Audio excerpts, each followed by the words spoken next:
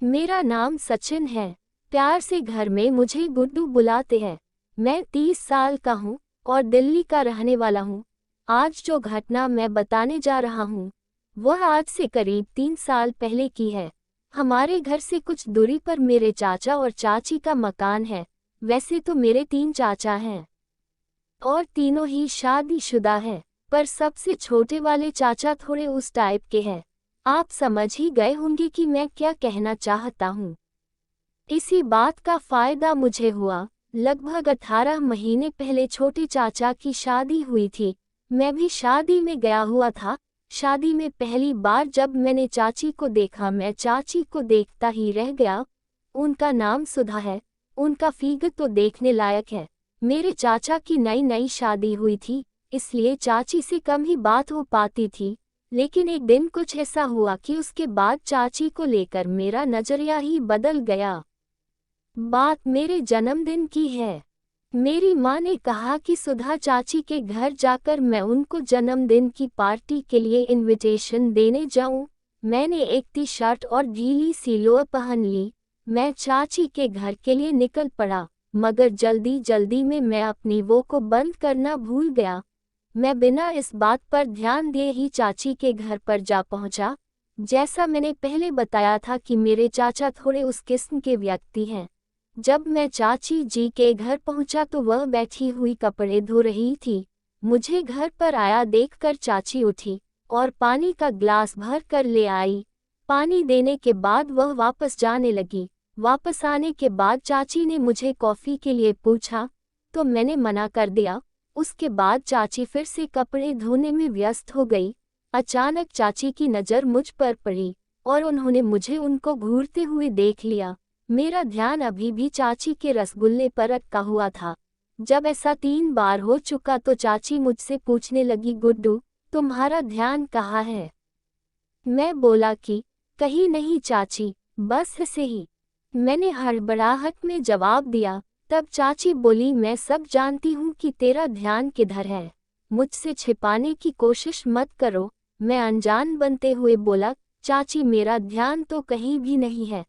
आप ये क्या कह रही है? चाची ने मेरी तरफ नज़रों से इशारा करते हुए कहा। मैं बोला, सॉरी चाची, मैं जल्दी जल्दी में भूल गया था। चाची तू तो बहुत ही बेशर्म और कमीना है। आने दे तेरे चाचा को, मैं उनको तेरी सारी बात बता दूंगी। आज चाची के मुंह से ये शब्द सुनकर मेरी हाल खराब हो गई।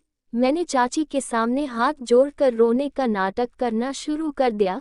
चाची ये सब देखकर हंसने लगी। जब मैंने उनकी तरफ देखा तो वह अपने मुंह पर हाथ रखकर हंस रही थी। मैं चाची को देखकर हैरान हो गया, मगर साथ ही यह समझ भी गया कि चाची मेरे साथ मजे ले रही है। मैं अब समझ गया था कि चाची अब चाचा को कुछ नहीं बताएगी।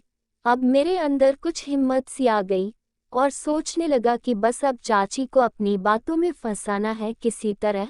इसलिए मैं थोड़ा सा भावुक हो गया।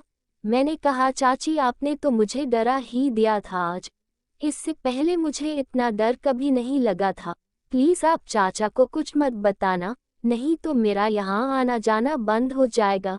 चाची हाँ जानती हूँ, मैं तेरे चाचा को कुछ नहीं बताऊंगी। इतना कहते ही मैंने चाची जी को गले से लगा लिया और चाची को थैंक्स कहते हुए कहा, चाची आपने आज मेरी जान बचा ली। चाची बोली, बस कर, अगर किसी ने हमें ऐसे एक दूसरे के गले लगते हुए देख लिया तो पता है ना कि क्या हो जाएगा। इस बात पर हम दोनों ही हंसने लगे और फिर नॉर्मल हो गई।